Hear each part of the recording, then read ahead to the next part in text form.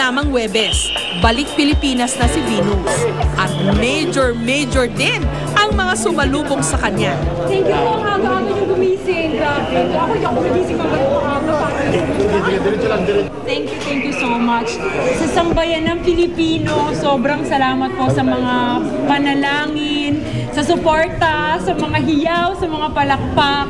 Sobrang laki po ng natulong nun. Salamat po sa inyo lahat.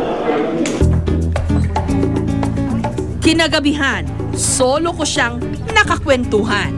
Alam ng lahat kung ano yung pinagdaanan mo para makarating sa kinalalagyan mo ngayon, di ba? Kwento mo naman, ano yung palagay mo pinaka-importanting leksyon na natutunan mo? Kasi ang layo ng narating mo. Pag nag-playback po sa isip ko, yung mga pinagdaanan ko nung mula bata ako, pag maraming nagtatanong, parang sabi ko siguro way din to ni God para ma-realize ng mga tao na mayroong kaparehas na experience sa akin na kahit pala ganun kahirap ang buhay, kung talagang may pangarap ka, makakamit at makakamit mo yun. Share mo naman daw yung mga beauty secrets mo. Paano ka nagkaroon ng katulad mo na matangkad, ganito lang yung bewang, pero medyo pinagkalooban na.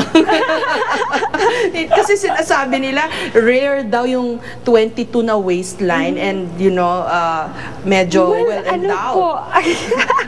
Well, kasi po nung bata ako, masyado akong payat. Sabi ko nga po, tinutukso ako lagi ng mga kaklase ko na bangkay daw ako. Nakahaba-haba daw ng liig ko, na giraffe daw ako, mga ganon.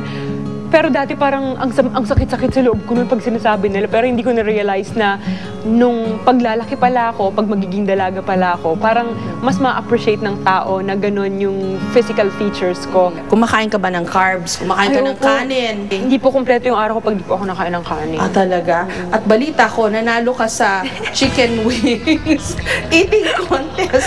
Nandito na rin lang naman, di manalo na. Parang yung isang day na yon, parang way ko rin para magdusin na. Parang wag namang palaging beauty queen. Ikaw pala yung tipong kahit anong kainin, hindi tumataba. Ay, opo. Ang daya, no? 35, 22, 35. Kung tutuusin, hindi typical si Venus sa mga kalimitang kandidatang nananalo sa ating mga beauty contest.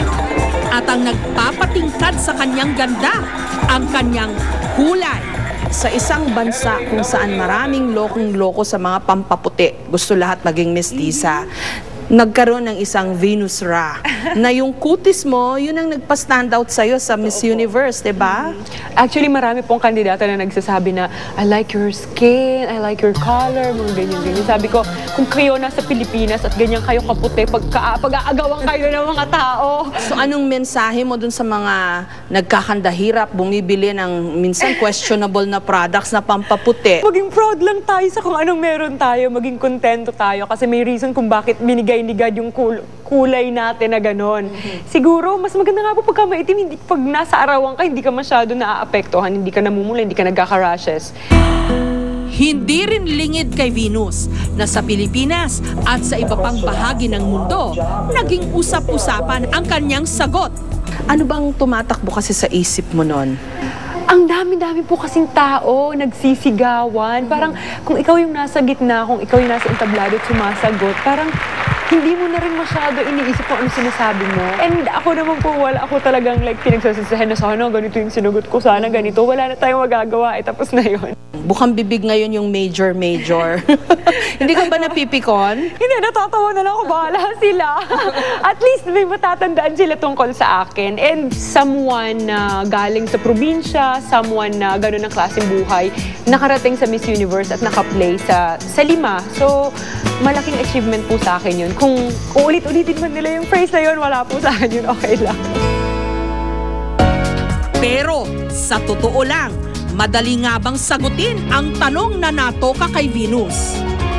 Question: what is the biggest mistake that you've ever made in your life? And what did you do to make it right? Pass! Hindi ko siya masagot. Mental block. English yun, napakabigat ng English na term na yun. Wait, please, can you please again the question? I've done a lot of mistakes in my life, so siguro to overcome any problem is you have to share it with your family and open up to your family about it. My mistakes have always been very big. No, but my mistakes always have come with a heart problem. It's always been love ang aking mistake. But there is always an ending. Like now, it has ended. Finally, I'm happy. Saan ako graduate? Ang tanong na ito, kalimitan ding tinatanong sa mga job interview. Pero hindi raw talaga ito ganun kadaling sagutin.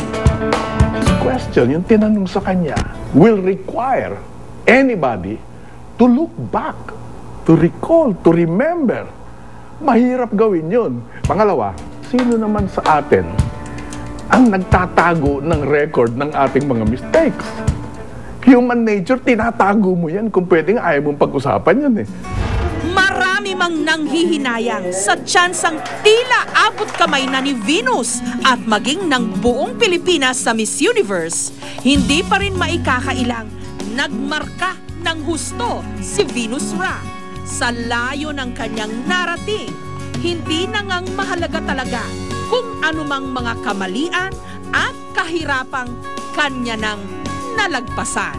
Venus, alam ko wala kang pinagsisisihan at wala dapat dahil panalo, di ba? Pero ang tanong ko sa'yo, nanghihinayang ka ba? Hindi po. Actually, marami pong nagtatanong kung nanghihinayang daw ba ako. Ako naman po yung tao na naniniwala kung para sa'yo talaga yun, para sa'yo yun. Kaya sumagot ka kay hindi, kung mananalo ka. Pero, yun nga po, parang kung hindi para sa akin yung corona, parang nakalaan pala siya sa isang babae, hayaan po natin. Parang okay lang po sa akin yun. At least yung makasama po sa 5, malaking karangalan na po sa akin yun.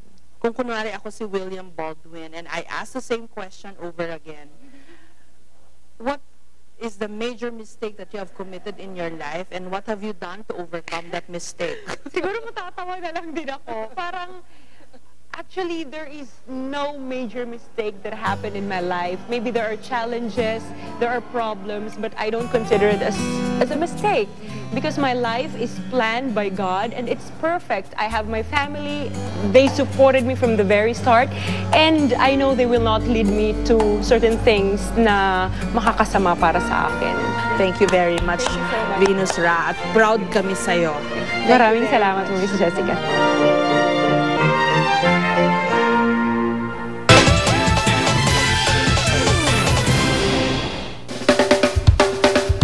Susunod, kakayanin kaya ng mga sikat ang Survivor Philippines Celebrity Showdown. Survivor ako! Survivor's ready!